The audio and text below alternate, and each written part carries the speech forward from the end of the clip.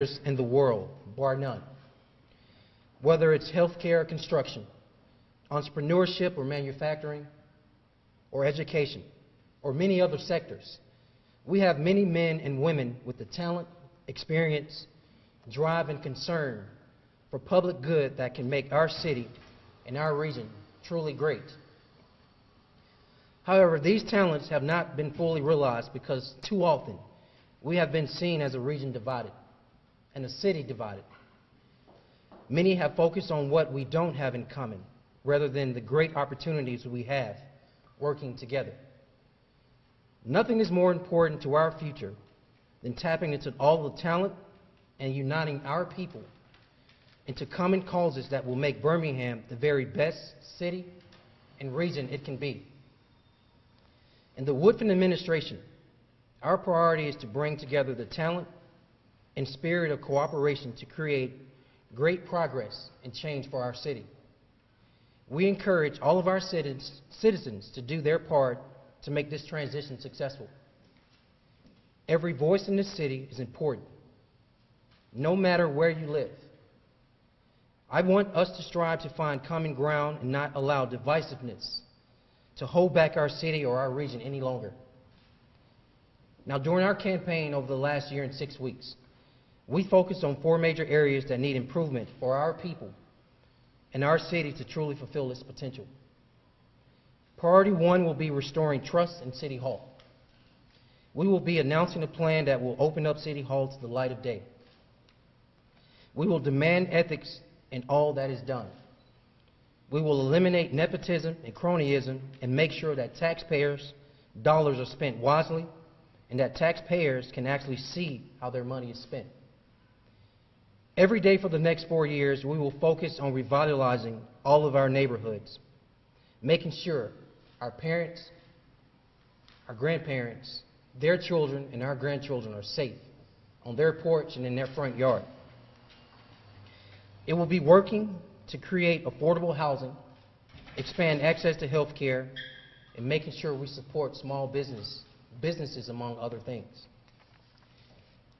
We cannot stop our city population from declining until we make a real and substantial commitment to education and workforce in our city. That will require making sure we commit to our grandchildren and children as not only the treasure in their future, but getting the education and skills needed to have a job, a good paying job, to provide for their families. We will bring our education and workforce leaders together to chart a course in this area that is second to none in our entire state. Finally, we want any business, small or large, to know that Birmingham is truly open for business and is supportive of growth and expansion. We want City Hall to play a support role in helping businesses grow in our community. Whether it is cutting red tape or bureaucracy that in the past has slowed down or discouraged business investment, we will be looking at other cities to find the best way to drive investment and growth, which will result in a growing economy and increase in high-paying jobs in our city. So how do we do these things? We do it with the servant's heart. We do it with humility. We do it with relentless hard work and unity. We do it with integrity. And we do it with the focus on reaching our goals and doing what is in the best interest of all the citizens that live in our entire city, in all 23 communities, in all 99 neighborhoods. And we do it by surrounding ourselves with the best and brightest people in our community to help us understand our issues, develop plans to address them, and then implement those plans. So it's today, I am extremely proud and humbled to announce 2 people who have agreed to co-chair our transition team. These 2 people love our city and what I call true public servants. First, I want to introduce to you General Krulak. Our co-chair, General Charles Krulak, as many of you know, has a distinguished career in Birmingham and around the world. General Krulak was elected as the 13th president of Birmingham Southern College in 2011. and served in that position until 2015. He has a deep love for education and was instrumental in righting the ship at Birmingham Southern. Previously, General Krulak had a very successful career in the United States Marine Corps, where he rose to the position of Commandant of the Marine Corps. When the author Tom Clancy wrote the book Marine, it was General Krulak that he interviewed. He served our nation with great distinction in every region of the world and has been the recipient of the Silver Star, the Bronze Star, and the Purple Heart.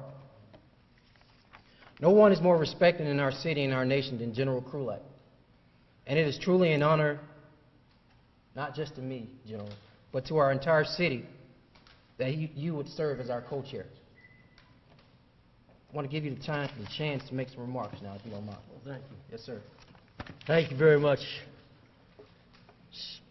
Several years ago, my wife and I came to Birmingham for the first time. We were immediately captivated by the kindness and generosity of the people of the city, the people we met. And Birmingham quickly became our adopted city. And as truth be told, we almost feel like we've been adopted by Birmingham. The city has made great strides since the 1960s. It's gone from a beacon of civil rights to a beacon of human rights to a revitalization of our downtown that we see today. At the same time, we can't turn a blind eye to the problems that continue to exist, and the mayor-elect has touched on many of those. Neighborhoods that need revitalization, an education system that needs increased attention and support, concerns about regulations and bureaucracy and their impact on growth opportunities, and there are other key issues. Birmingham now stands at an inflection point, and we need to take advantage of it. When Mayor-elect Woodfin called and asked me to serve as co-chair of his transition team along with Bobby, I said yes. The major priorities of the Woodfin administration tackle many of the real issues that the city faces. From my own background, like war, success or failure does not depend on one man. It depends on people coming together to achieve success in a great endeavor. I am a foot soldier who's joined our fine mayor-elect in that great endeavor. And like our mayor-elect, I simply ask that all in Birmingham, all of us, join together in this fight. Thank you.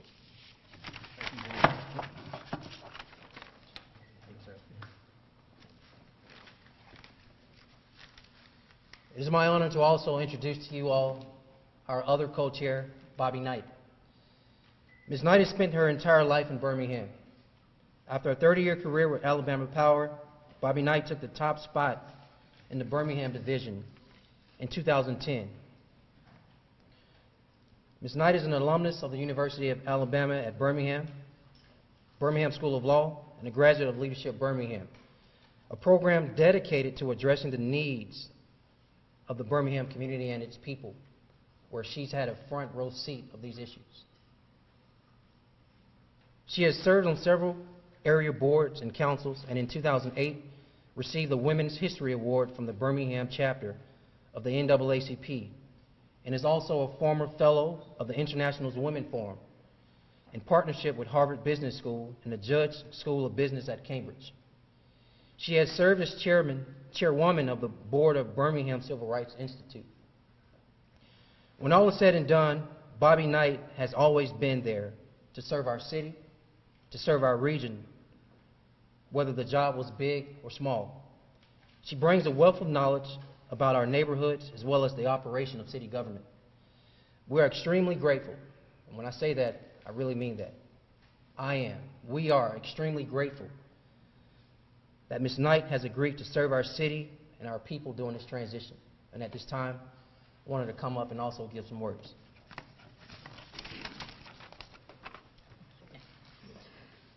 Good morning. If anybody could get me out of retirement, it was Randall Woodfin. I want to officially say congratulations to Mayor-elect Woodfin and to tell you how proud I am of you, Randall. Like you and so many others, I love Birmingham. I was born and raised in Birmingham on the east side in a little community called Zion City. I was educated in the Birmingham public school system. We've made some great strides in recent years on many fronts, and I believe we're on the cusp of becoming a truly great American city. But we must first address real issues that face all of our citizens, from neighborhood revitalization to education, to reducing crime, to eliminating red tape from city government, so that Birmingham is truly open for business investment. I am honored to support Randall, the mayor-elect, with his transition plan and to co-facilitate, along with General Krulak, a transition team of capable, diverse, and visionary leaders who can help Birmingham realize its full potential. Thank you. Thank you. So again, I want to thank you both, General Krulak and Bobby, so much. I'm honored, and we have a lot of work to do over these next weeks. For your willingness to serve, I don't think it's new for what you all are doing because you've been serving our community. So to you all, in the coming weeks, we will be announcing several citizen-led committees to develop plans to our strategic priorities leading up to our swearing-in, which is scheduled for November 28th. Our co-chairs will be instrumental in supporting us every step of the way. Also today, I want to announce Ed Fields, who has served as my campaign manager, will also be our transition coordinator. As you all know, this man is steady in what he does and has been not just a sounding board, but has led our campaign to where we are today, so thank you so much. Like General Krulak and Ms. Knight, Ed loves the city and is committed to its future. I want to encourage each of you all, join in on what we're doing, and to every citizen in our city to get involved. Be sure to email us at transition@randallwoodfin.com. Again, that is transition@randallwoodfin.com. At this point, in this time, we're glad to take any questions. Mayor, like, what will be the, in the coming weeks with the transition team in place, what will be the process? Obviously, you will be addressing, I assume, department heads, you'll be addressing issues. Can you give us kind of a timetable of when you'd like to see your team actually put together going into office? Well, we take office November 28th. I think over these next 7 weeks, it's important to us to assess everything that's going on at City Hall around our human capital personnel, as well as our finances. And in that seven-week window, we'll definitely be in a space where come November 28th, our team will be in place. Have you met with any of the current department heads at this point, or is that still down the road? We have not. I took your advice. I took all of you all's advice. I took some time last week just to catch up on some rest. There are a lot of projects that are kind of pending out there with the City of Birmingham right now. The push to get the second Amazon headquarters to Birmingham, the push to relocate public safety headquarters to downtown Ensley. There's also the pending barrier in front of the Confederate Memorial downtown. Where do you stand on those projects as you take office in the next couple of weeks? Do you plan on continuing down the path that they currently sit on, or do you plan on making changes in those cases? So as all of us know, economic development is extremely important in our city, in our city's growth, and the direction of our city.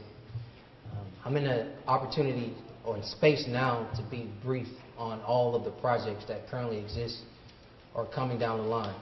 I have not had the opportunity. I look forward in the coming days and weeks to sitting down to be brief on these projects. If they are in the best interest of our city, we wholeheartedly will support those projects. What about the barrier with the Confederate Memorial? Do you plan on having that removed or keeping that in place once you take office? That's a great question. In the space of this monument and the barrier that was created around it, I heard two different conversations. There was a national conversation around this monument, and then there was a local conversation. And then we've also seen a lawsuit be filed at the state level. I think it's important that anything that harms our city, we remove it.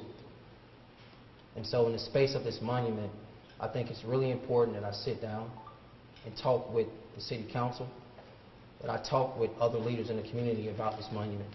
Here's my opinion of it, and I've said this, so I've been consistent in what I've said.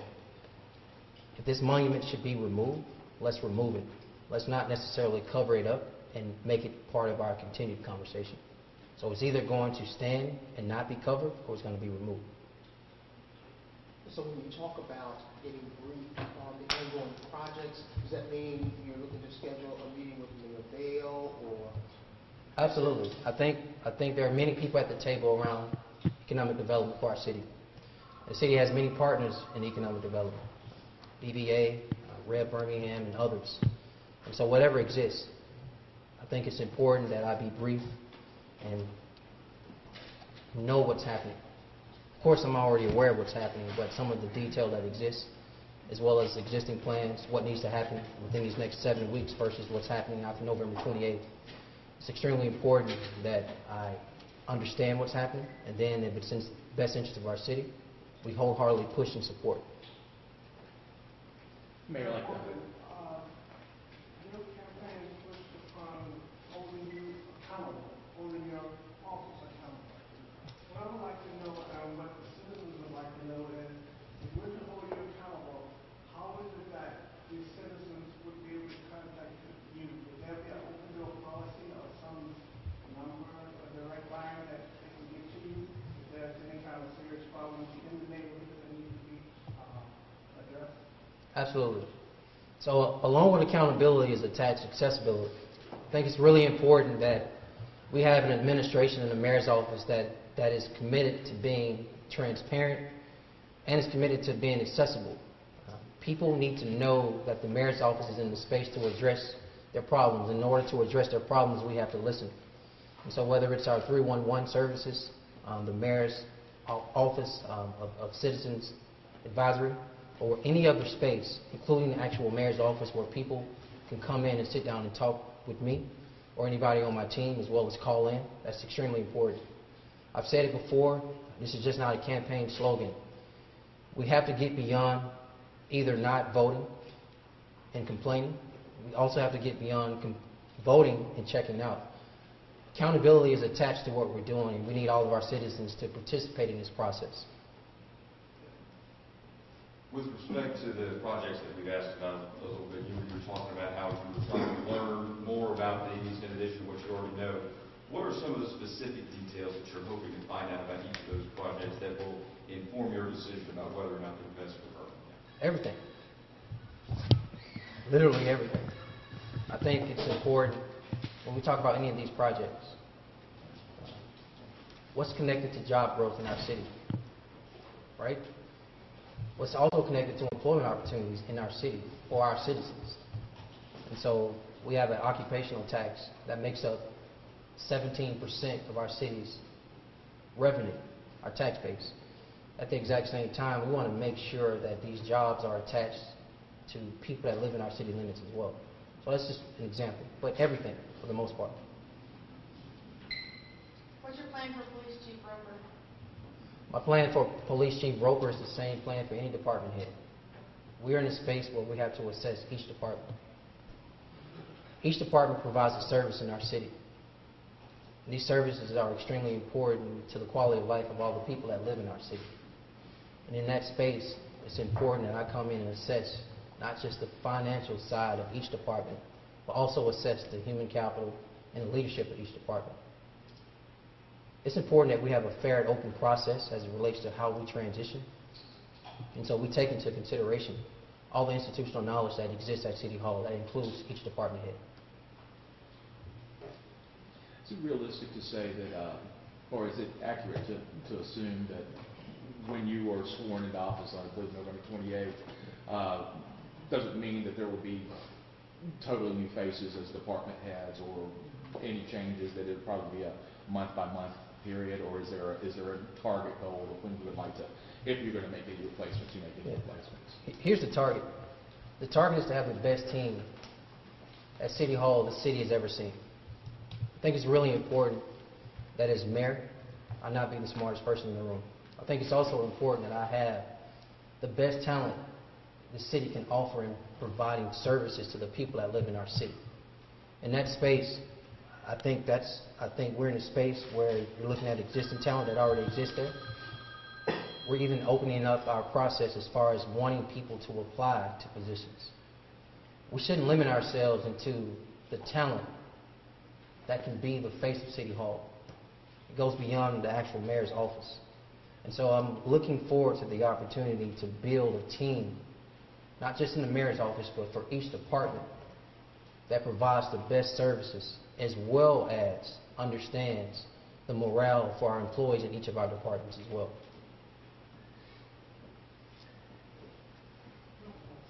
There's a lot of people that were hired, like within the last 6 months or so, to go around and clean the lots and things like that because it was time for election.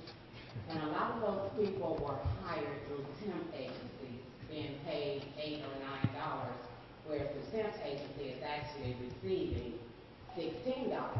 And I've spoken to many of those people that are worried that they won't have a job now because our current mayor won't be in place anymore. And so you've got a lot of people that were able to finally get employment because some of them have criminal histories, but they were able to be hired through the temp agency.